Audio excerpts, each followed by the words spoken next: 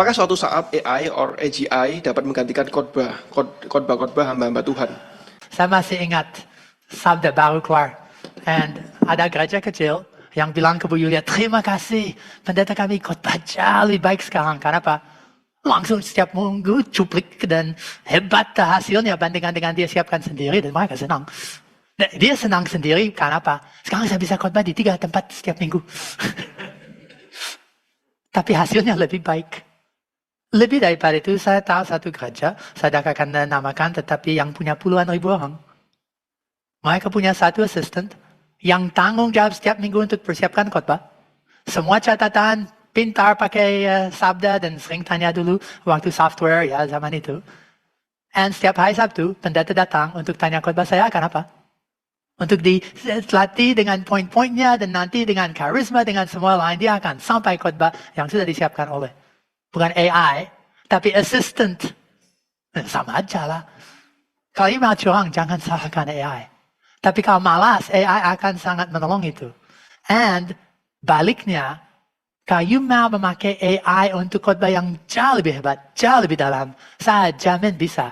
Daripada menggalinya, daripada ide-ide, daripada pendengar pertama. Sabda November tahun yang lalu punya 2 sesi. Satu tentang multiplikasi khotbah. Khotbah sudah jadi, apa yang bisa dengan AI? Firman Tuhan terintegrasi dalam seluruh hidup gereja. Daripada renungan sampai sekolah minggu. Dari yang small groups and diskusi pertanyaan sampai seluruh youth group and so on. And satu khotbah dengan AI. Jadi clips untuk social media. And 20 sampai 25 cara untuk khotbah. Firman Tuhan bisa dipakai dengan cara-cara yang baru untuk mengkayakan gereja. And yang berikut untuk mempersiapkan khotbah. Daripada research, daripada drafting, ide, daripada checking, dari pendengar pertama, dari memberi usulan untuk bagaimana khotbah ini sekarang saya bisa mengadaptasi untuk yang anak kecil atau untuk yang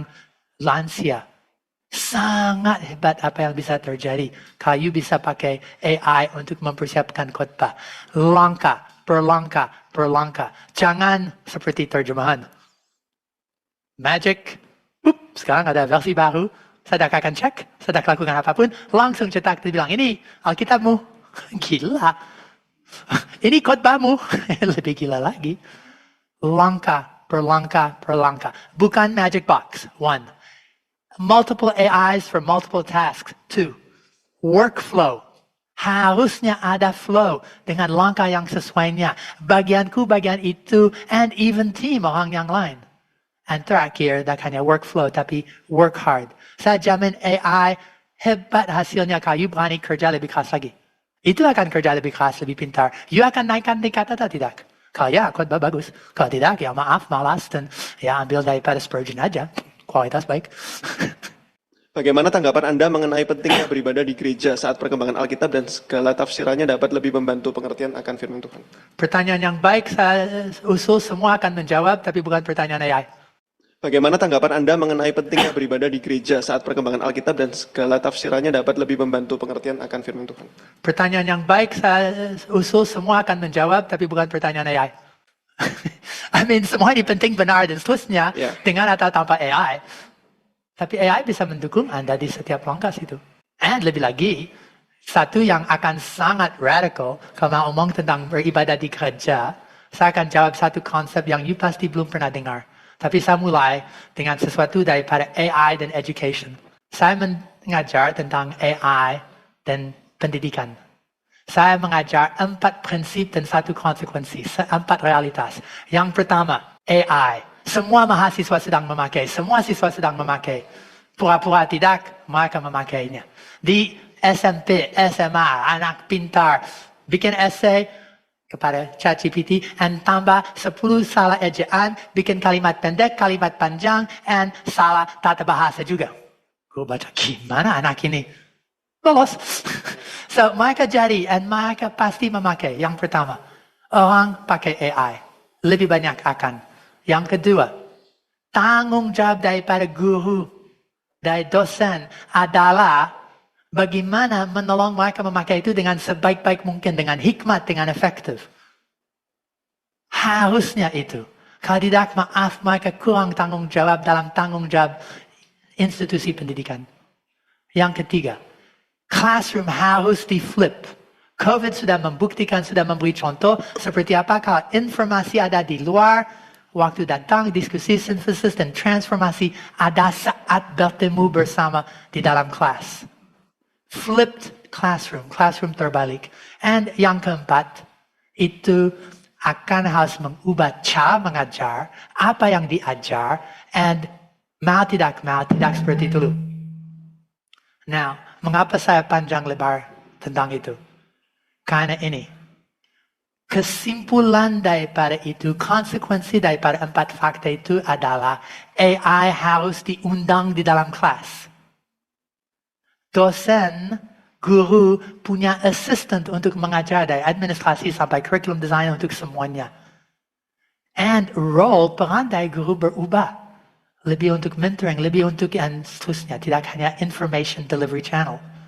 Untuk students, setiap student punya tutor dan punya satu, saya akan bilang, personalized learning assistant untuk belajar dengan lebih baik.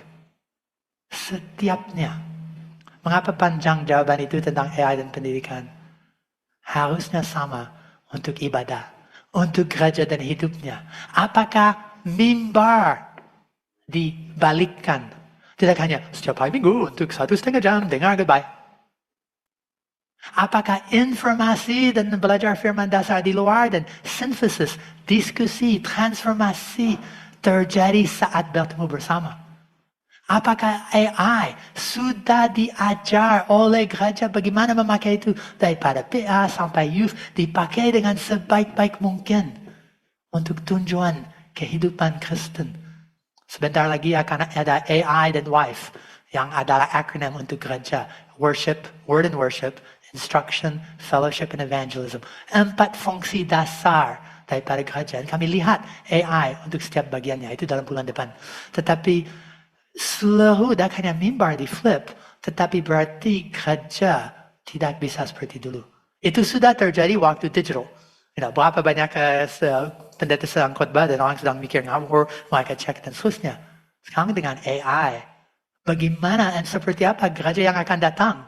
Belum ngomong teknologi yang lain seperti VR and technology is changing harusnya how church is done.